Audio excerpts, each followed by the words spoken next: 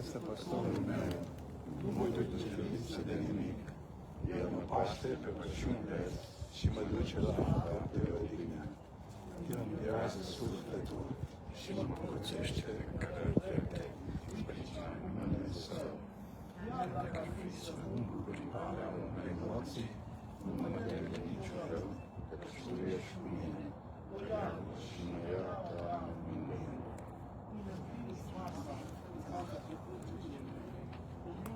Cuvântele și paharul meu se prinde de dă peste el. Amin.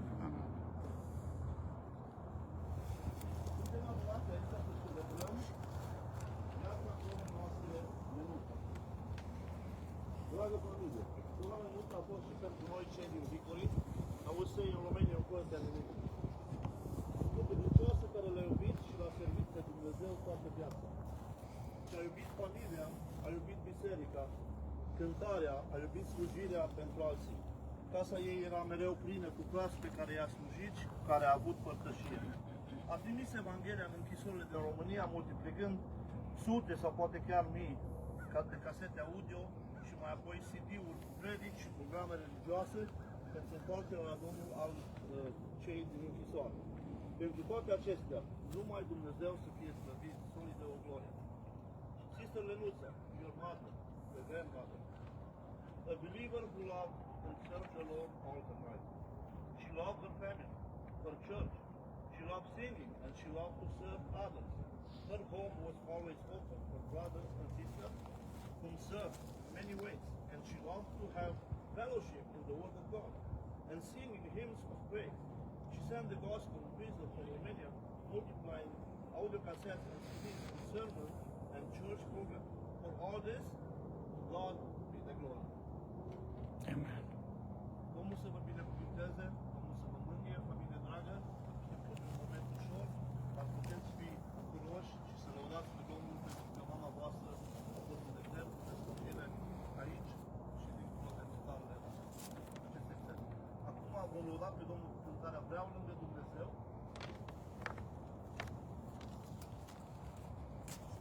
Iar după aceea fratele Liviu va citi lecțiunea de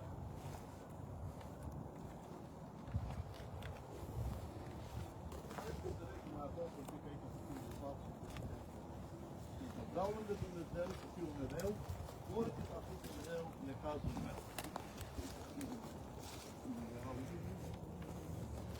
Vreau lângă Dumnezeu să fiu mereu,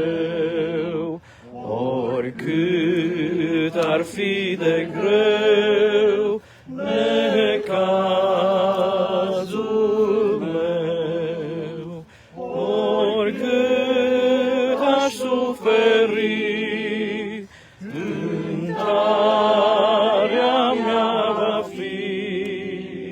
Vreau lângă Dumnezeu să fiu mereu. Pe lepătate căi mi-aș înopta și-o piatră căpătâi dacă aș avea. Tot fericit aș fi și iubit aș văzui. Vreau lângă Dumnezeu să fiu mereu. Cântarea voi sfârși aici pe pământ, voios când voi păși în cerul sfânt. Aiul s-a împlinit, al meu nesfârșit. vreau lângă Dumnezeu să fiu mereu.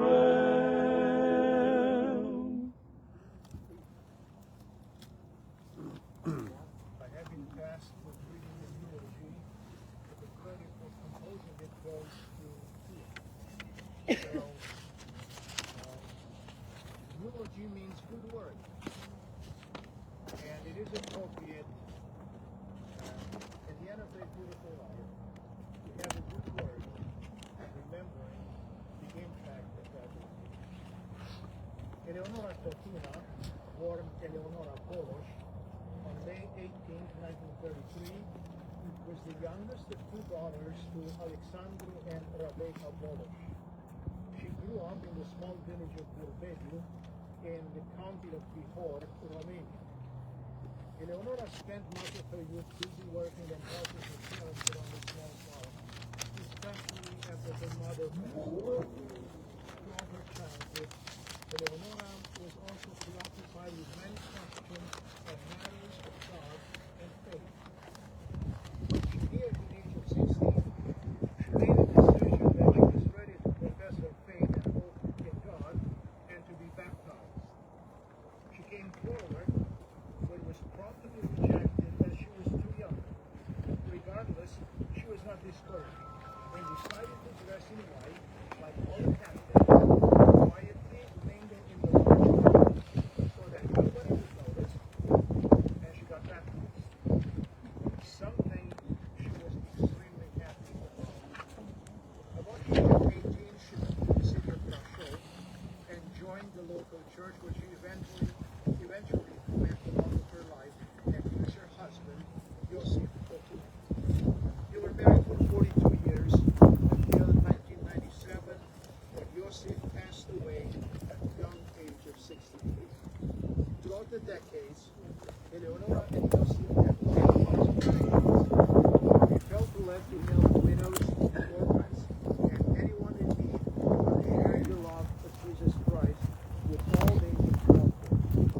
They enjoyed long and endless walks together in Brașov, where they would plan and solve many problems, and not just a few times, would bring someone home that they met on the streets or by the railway station, somebody who needed a meal or a place to stay overnight.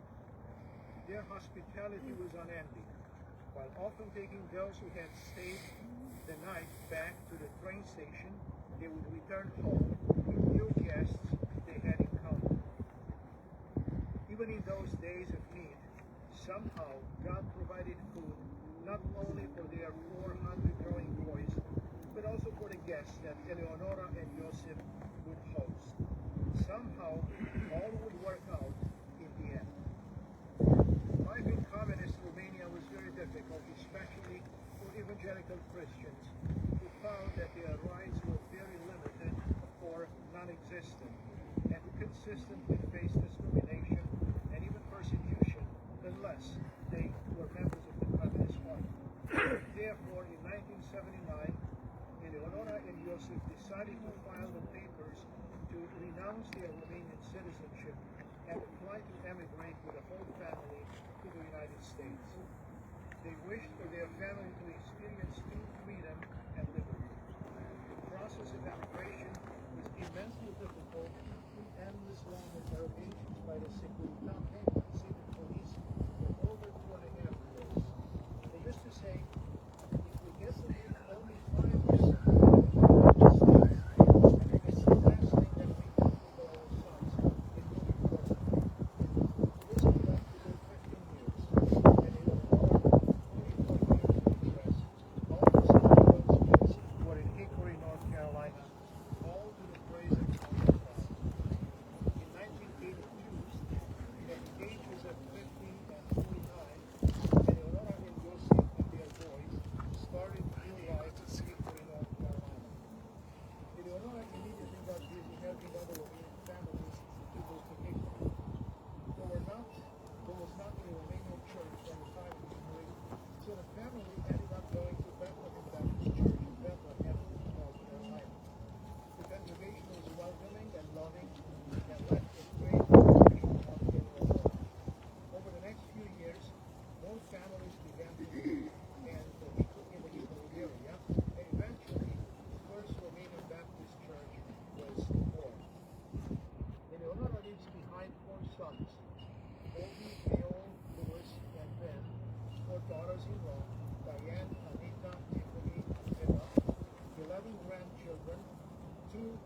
grandchildren, one on the way, and many more to come. There are many stories about it, and they are hard for community and bringing people together and providing a helping hand when needed. Many of you could probably remember and share with others. Thank you, and God bless. I would like to share a few words of encouragement. The chapter of resurrection, 1 Corinthians 8.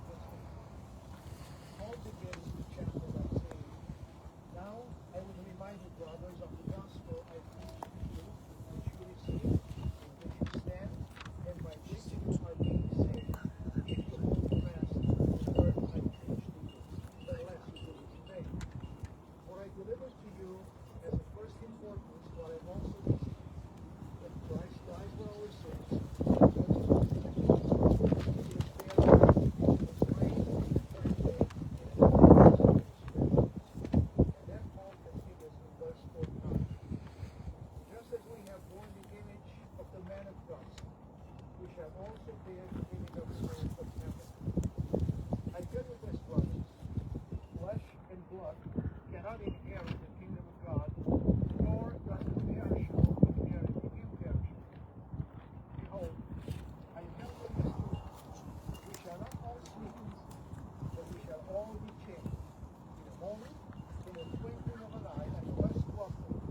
The trumpet will sound, and the dead will be raised imperishable, and we shall be changed. For this perishable body must put on the imperishable, and this mortal body must put on immortality. When the perishable puts on the imperishable, and when the mortal puts on immortality, then shall come to pass the saying that is written, death is swallowed up in victory. O death, what is your victory?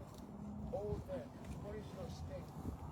The sting of death is sin, and the power of sin is the law. Thanks be to God, who gives us the victory through our Lord Jesus Christ. Therefore, my beloved brothers, be steadfast, immovable, always abounding in the work of the Lord, knowing that in the Lord your labor is not in vain."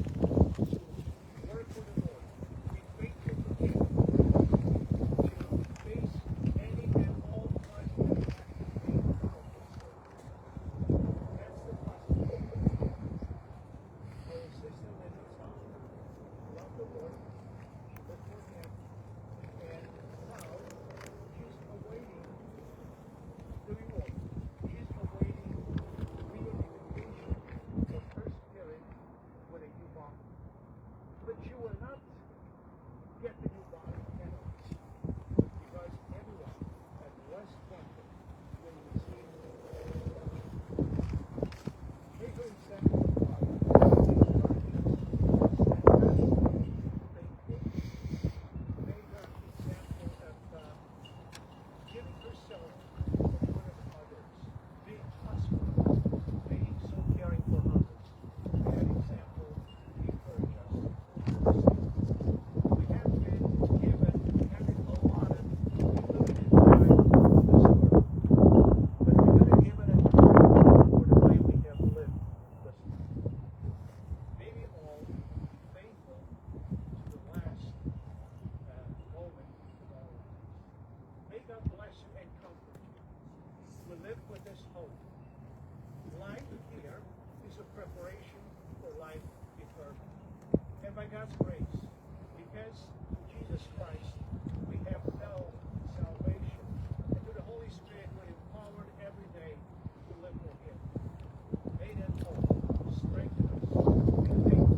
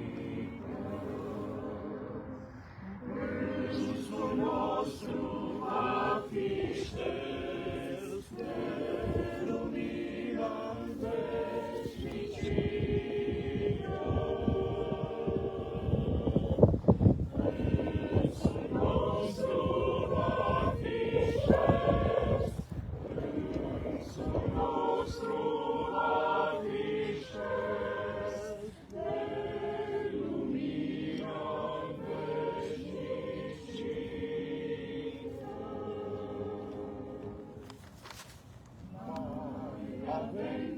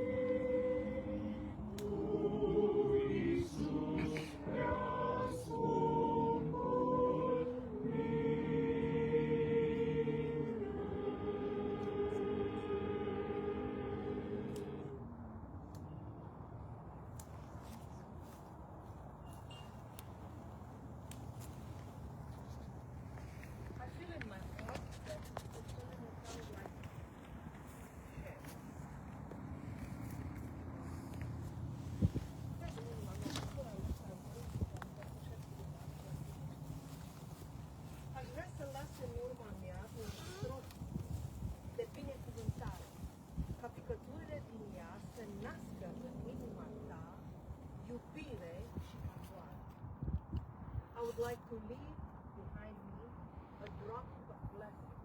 I would like that the drop to give birth in your heart to love and care. Și aș vrea să Dumnezeu e Tatăl meu și Tatăl tău.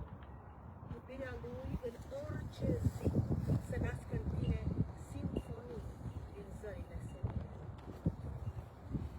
I would like to believe that God is your Father and my Father. His love on any day may it give birth to symphonies in you from the clear horizons. Un nesfârșit de zâmbete și bucurii aș vrea să-ți fie viața. Să nu privești nici când înapoi, ci ochii sus, spre Dumnezeu. Doar El să-ți lumineze fața. An endless stream of smile and joy I wish your life would be. Never look back, but keep your eyes up. Only He may illuminate your face. Căci Dumnezeu este cu tine, rămâi și azi încrezător, căci mâinile ce-au plăvădit un univers desăvârșit te vor purta chiar și tu. For God is with you, therefore remain confident today, for the hands that mold and perfected the universe will carry even you. Aș vrea să las în urma mea iubire, din iubirea ce Tatăl meu a revărsat în inimi cu adevărat, prin dragostea ce ne-a înfiat pentru veșnicie. I would like to leave behind me love, from the love that my Father has truly poured into our hearts with His love that has adopted us for eternity. Și-aș vrea să ne uităm la noi și fiecare să ne curățim hambare, ca să lucim precum o stea, urcând spre cer, spre veșnicia sa, până când urma noastră se va încheia și vom păși în strălucire. I would like for us to look at ourselves and each and every one of us to clean our hearts so that we may shine like a star, day by day ascending to heaven into His eternity until the door will close behind us and we will walk in the brightness. Amen. Ne-am adunat astăzi în locul acesta ca să fim alături de familie, alături de Ovidiu, de Teo, de Lucian, de Beni și de familiile lor și dorim ca Domnul să-i mângâie în aceste momente. Despărțirea este grea, vârsta nu contează, dar știm că sora Lenuța l-a iubit pe Domnul, a fost o femeie credincioasă, a fost primitoare de oaspeți, a iubit părtășia, a iubit cântarea. De aceea am dorit să cântăm împreună una din cântările care dânsa le-a iubit. Vine o zi, când dureri nu vor mai fi.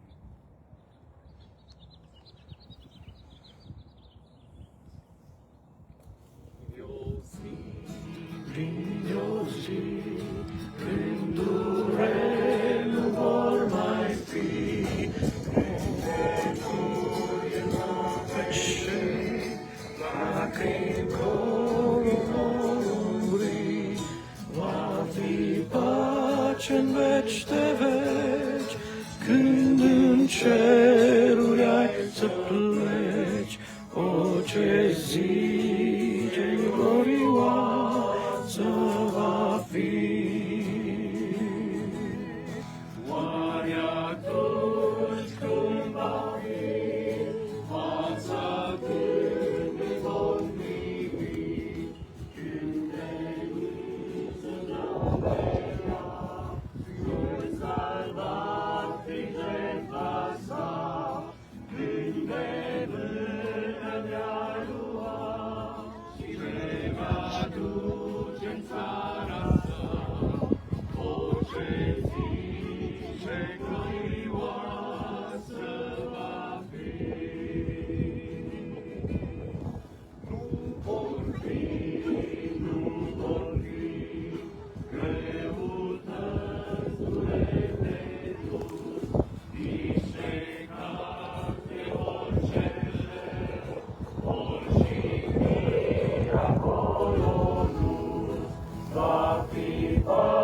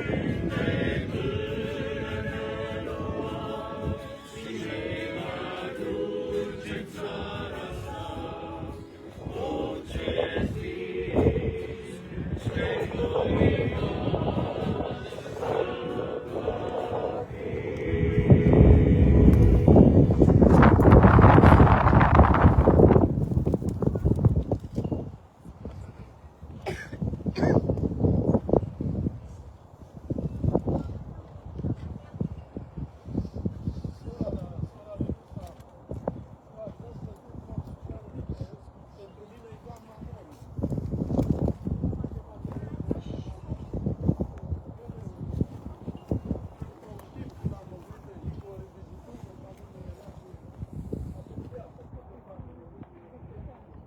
Am descoperit că ea este mai mult decât o doamnă comună printre celelalte. Și seara asta am descoperit că este o doamnă și am supranumit-o nu în ultimele litere din numele ei, care e Eleonora. Poate de azi nu o să mai vorbim despre sora lui Musa, o să vorbim despre doamna Nori. Unii au zâmbit la acțiunea asta a mea, dar eu am încercat să-mi arăt aprecierea față de o persoană de tot specială. Am venit înainte de a o cunoaște pe doamna Nori, am venit în Victorie la câteva întâlniri cu bărbații din adunare, frații care mergeau în întâlniri de câteva zile, 3-4 zile la munte, în diverse locuri împrejur aici în area aceasta. Am avut și un prieten din România, din aceeași vârstă cu mine, care a fost membru în această adunare, că sora mea. Și apoi mai târziu, biserica a decis să aducă un nou păstor și am fost și eu chemat de cei care au candidat la poziția aceasta de păstor. Și până la urmă am fost cel care am rămas să fiu păstorul bisericii, începând din 2004. După fratele Liviu, înainte n-am fost fratele Liviu, timp de 14 ani. Eu n-am reușit să fiu 14 ani, am fost doar 2 ani păstor. Dar în perioada aceasta am reușit de foarte multe ori să fiu împreună cu doamna Nori. Ea era foarte preocupată de răspândirea Evangheliei și de răspândirea cântărilor cele mai bune care se cântau și existau în mediul creștin românesc. Dacă spunem mii de casete, aș vrea să vă spun că e puțin. Am vorbit cu mai multe persoane și din România și de aici. Zeci de mii de casete am multiplicat. Nu exagerez. Și CD-uri cu cântări și cu predicile cele mai bune. Și le-a trimis în România și le-a trimis și în America la persoane apropiate care erau interesate. A făcut o lucrare foarte mare, foarte extinsă, pentru că ea, iubindu-L pe Domnul Iisus, a înțeles că a iubi pe Domnul Iisus înseamnă să iubești pe frații tăi, să iubești pe oameni, să iubești pe surori, să iubești pe cei care îi cunoști mai de aproape și să iubești și pe cei care îi cunoști mai de departe. Pentru mine a rămas ca o amintire foarte profundă și frumoasă. Am început să merg din nou în România în 2017 în misiune, să vestesc cuvântul Domnului, ca urmare a unei inițiative pe care a luat-o doamna Nori. Ea împreună cu două familii au adunat niște bani, eu n-am știut, și într-o zi mă sună și îmi spune: te rog să vii până la mine. Bine, am ascultat și m-am prezentat, am stat de vorbă, am împărtășit anumite lucruri, citam uneori din Biblie împreună, ne rugam și când s-a terminat întâlnirea noastră, ea scoate un plic și zice: uite, mama, ai $600 aici, te duce în România. Nu știu dacă e de ajuns, dar ăștia sunt banii care mi-au dat Domnul. Nu prea am vrut să iau, avea și dânsa vreo $700 pe aici, atunci, vă dați seama. Era o pensie mică, nu știu cum trăia, era foarte economă, foarte dichisită în toate lucrurile și de o curățenie impecabilă. Prima lună ca păstor la Hickory mi-am petrecut-o la ea împreună cu soția mea și am fost tratați ca niște domni de doamna Nori. Deci țară ea a fost cunoscută ca o persoană ospitalieră, stătea la Brașov, în apropierea cărții. Are două prieteni, adică a fost prietenă cu mama lui Sorin, care a plecat la Domnul, și cu sora Niculaș, care l-a altat, și sora sorei Niculaș, îl văd pe unii din familie aici, care la fel îi dau și o apreciau foarte mult. Și m-aș bucura ca un semn de apreciere din partea celor prezenți care nu sunt din familie, să nu mai spuneți, a murit sora Lenuța. Să spuneți, doamna Nori a plecat la Domnul. Ar fi un lucru extraordinar. Și familia, invit și familia. Dacă le place lucrul ăsta, sper că e un lucru care merită. Îl atribuim în viitor, nu ne mai pomenim numele. Eu aș vrea să citesc câteva versete de la Galatenii, să împărtășesc câteva gânduri. Rog pe Lucian să facă să expiră timpul meu, 15 minute. Aceste sărite de la 1 până la versetul 13 inclusiv, dar o să sară. Pavel Apostol al lui Iisus Hristos prin voia lui Dumnezeu către sfinții care sunt în Efes și credincioși în Hristos Iisus. Har și pace de la Dumnezeu Tatăl nostru și de la Domnul Iisus Hristos.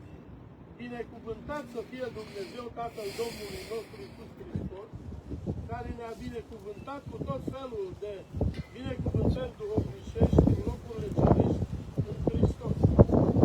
În El Dumnezeu ne-a ales înainte de întemeierea lumii, ca să fim sfinți și fără prihană înaintea Lui, pe ce în dragostea Lui ne-a rânduit mai dinainte să fim înfiați prin Iisus. Spre lauda slavei Harului Său. În El avem răscumpărarea prin sângele Lui, iertarea păcatelor, după bogățiile Harului Său pe care l-a răspundit belșug peste noi, în orice fel de înțelepciune și de pricepere. În El, la versetul 11, am fost făcuți și moștenitori, fiind rânduiți mai dinainte după hotărârea aceluia care face toate după sfatul voiei sale, ca să slujim de laudă slavei sale, care mai dinainte am nădăjduit în Hristos. Și voi, după ce ați primit cuvântul adevărului Evangheliei, ați crezut în El și ați fost pecetuiți cu Duhul Sfânt care fusese făgăduit și care este o arvună a moștenirii noastre pentru răscumpărarea celor câștigați de Dumnezeu spre lauda slavei Lui. Moartea este un prilej de durere, pentru că ne despărțim de persoane care ne-au fost dragi, care am colaborat, am lucrat, dar dacă ne uităm cu atenție în cuvântul lui Dumnezeu, moartea este un prilej de bucurie în același timp. Ea nu este o destinație. Ea este o ușă, este o trecere de aici într-o existență mult superioară, care nu poate fi descrisă în cuvinte. Pavel a fost răpit la al treilea cer și a văzut acolo lucruri pentru care noi nu avem limbaj. Lucruri pregătite pentru noi, pentru dumneavoastră, pentru toți cei prezenți care credeți. Asta e ceea ce ne așteaptă dincolo. De aceea eu, pe de o parte, sunt întristat de plecarea doamnei Nori, dar pe de altă parte mă bucur pentru ea, că e o vârstă destul de înaintată, la 93 de ani, nu e chiar ușor să trăiești într-un trup care s-a veștejit, am putea ca să spunem. Slăvit să fie Domnul că ei acolo și în prezența Domnului. Textul acesta l-am citit cu scopul de a vedea câteva lucruri în legătură cu moartea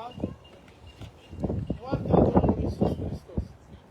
Ați văzut că textul începe binecuvântat să fie Dumnezeu care ne-a binecuvântat cu tot felul de binecuvântări. Ne-a binecuvântat cu tot felul de binecuvântări. Cea mai mare binecuvântare pe care Dumnezeu a oferit-o omenirii este moartea Fiului Său. Pentru că în moartea Fiului Său avem tot ceea ce avem nevoie pentru viața de aici. și pentru o relație sănătoasă cu Dumnezeu. Deci am putea să ne schimbăm puțin perspectiva despre moarte, să nu ne mai uităm speriați, unii dintre noi, cum sunt eu și alții de aici, ne apropiem. Sora Luța mi-a putut fi mamă, ca diferență de vârstă. În mai, ea pe 8 mai împlinea 93 de ani. Eu pe 26 mai împlinesc 74 de ani. Fratele Liviu și el foarte aproape. Și toți ne ducem în direcția aceasta, în care? Nu în direcția morții, ne ducem în direcția întâlnirii cu Domnul Iisus Hristos. Amin. Ne ducem în direcția învierii, pentru că moartea întotdeauna este urmată de înviere. Și cei care sunteți și suntem credincioși, vom avea parte de o înviere cu totul specială. O înviere cu totul specială. Și vom fi în cer mireasa lui Hristos, Domnul nostru, pentru care am trăit și în care am crezut. Ne-am pus nădejdea. Lui Dumnezeu nu-i place moartea. El nu a avut-o în programul lui. Noi am introdus-o, oamenii. Primii doi oameni au introdus moartea în sistem. Cum? Prin neascultare. De aceea putem să plecăm astăzi acasă cu gândul acesta că cel mai important lucru în viață ca ființe umane este să ascultăm de cuvântul lui Dumnezeu prin Duhul Sfânt. Neascultarea întotdeauna duce la degradare, la moarte, la lipsă de bucurie, la pierderea multor lucruri despre care nu avem timp să vorbim aici. Am un verset în legătură cu lucrul acesta, cu poziția lui Dumnezeu despre moarte. Dumnezeu nu a dorit moartea. Căci eu nu doresc moartea celui care moare. Zice în cuvântul lui Dumnezeu, în Ezechiel, la versetul 18, capitolul 18, versetul 32. Zice Domnul Dumnezeu, eu nu doresc moartea celui ce moare. Întoarceți-vă dar la Dumnezeu și veți trăi. Amin. Ăsta e cuvântul de bază pe care ar vrea să-l avem în vedere, pentru că prin întoarcere vom beneficia de binecuvântările care Dumnezeu ne le-a dat prin moartea Domnului Iisus Hristos. Deci, ea nu este o destinație, este o tranziție din viața aceasta în cealaltă. O ușă prin care pășim într-o viață extraordinară pe care nu putem descrie. Ea nu este sfârșitul vieții. Noi nu suntem doar trupuri. Suntem mult mai mult decât trupuri. Suntem și Dumnezeu și fiecare de aici avem o personalitate spirituală. De aceea moartea fizică nu poate fi o destinație. Este o tranziție și nu este sfârșitul vieții. Trăim dincolo. Dincolo sunt două locuri. Putem trăi cu Dumnezeu în prezența Lui sau putem ajunge în iad, departe de Dumnezeu și fără prezența Lui dacă nu ne încredem în Domnul Iisus Hristos. De aceea nu-i de sfârșitul vieții, nu? Vă aduceți aminte că a fost un sărac și stătea la ușa unui bogat și nu avea parte nici de fărămiturile care îi cădeau acolo. Și a ajuns dincolo. Și unde a ajuns săracul acesta? În sânul lui Avram.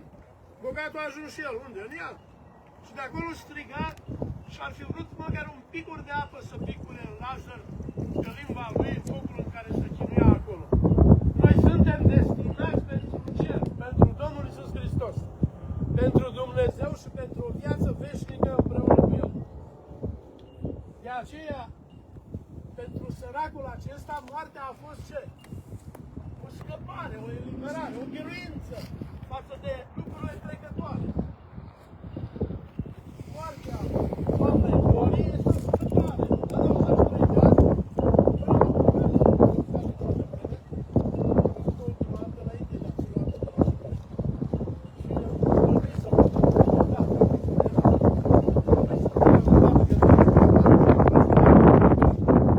s-au schimbat.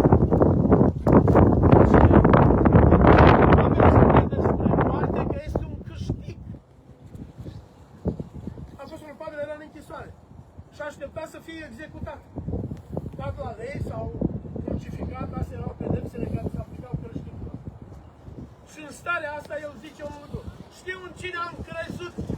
Mie nu este frică de ceea ce urmează. Pentru mine moartea este un câștig. Era și el la o vârstă destul de înaintată, după vârsta de 60 de ani, când era în închisoare. Și spune lucrul acesta, moartea este un câștig. Ce avem noi în moartea Domnului?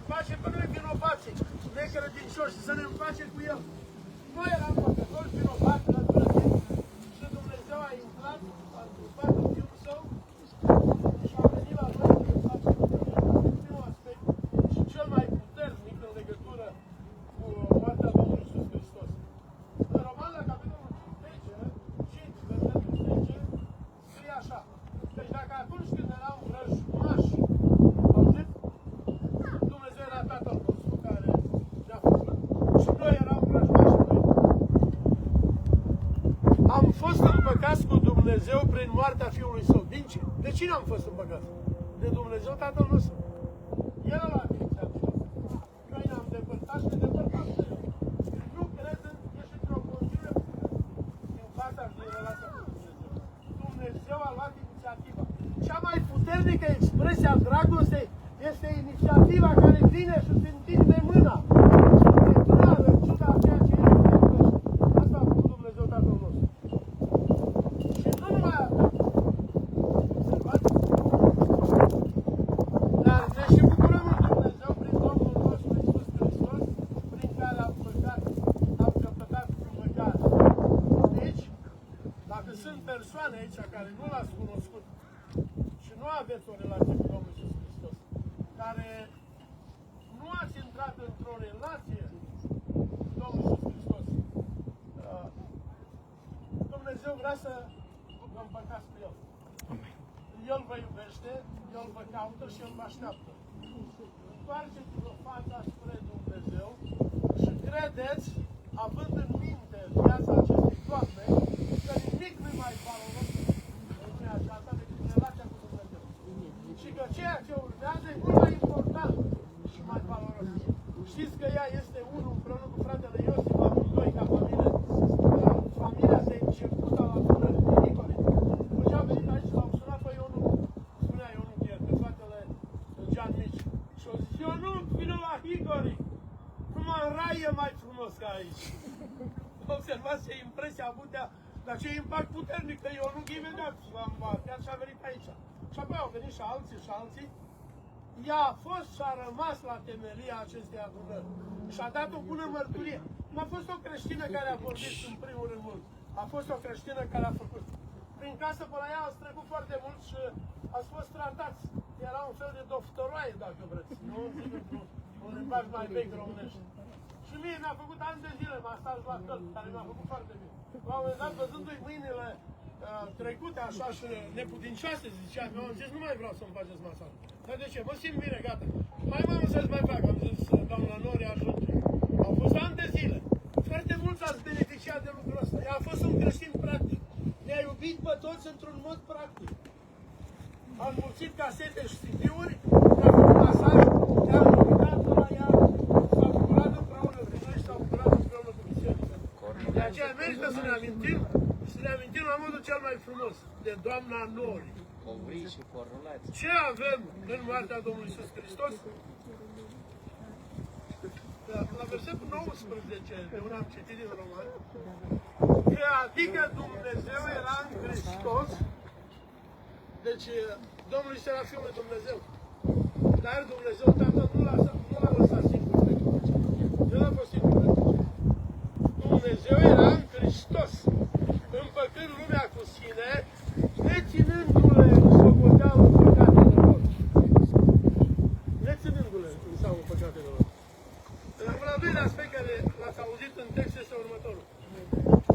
Prin moartea Domnului Iisus Hristos, prin jertfa Lui, suntem iertați și răscumpărați. Suntem iertați pentru felul greșit în care am trăit și în care ne se întâmplă să trăim de multe ori. Lucrarea Lui nu s-a terminat la cruce. Continuă de 2000 de ani în cer. Știți ce face acum Domnul Iisus Hristos în cer? Mijlocește pentru tine și pentru tine și pentru mine. Ori de câte ori avem căderi și lucruri care nu plac lui Dumnezeu, El continuă să mijlocească și să ne spele în sângele Lui. Acesta este al doilea aspect și beneficiul pe care îl avem în moartea Domnului Iisus Hristos. Al treilea, El ne-a rânduit mai dinainte din veșnicii, din afara timpului, când nu exista timp și omenire.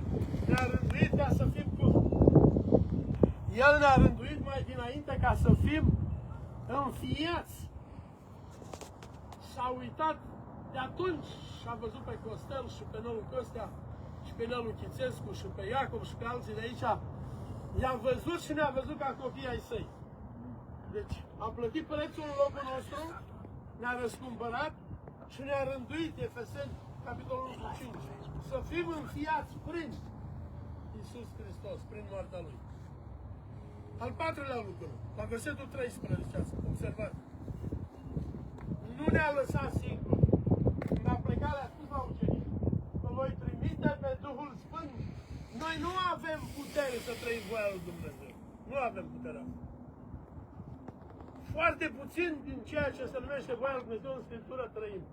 De aceea Dumnezeu a pus pe Duhul Sfânt să locuiască în noi și ne-a pecetuit, ne-a sigilat să fim ai Lui. Slăvit să fie Domnul. Este un beneficiu al morții Domnului Iisus Hristos. Amin. Și ultimul lucru, al 5-lea din Efeseni 1:11, El ne-a făcut și moștenitori. Deci ne-a pregătit o casă dincolo. Dacă citim cu atenție epistolele, ideea aceasta de o casă dincolo este ideea unui trup de slavă. E bine că nu putem să mai vedem acum, că nu ne trebuie să rămânem cu imaginea asta. Imaginați-vă când era tânără, era frumoasă ca și fetele de aici. Așa a fost doamna Nori când era tânără. Și ea acum așa este în cer, are un trup de slavă. E de o frumusețe plină de lumină și scrie în Scriptură, în Apocalips, că faptele lor îi urmează. Cum aici au spus și alții, este o persoană care mie mi-a fost de exemplu.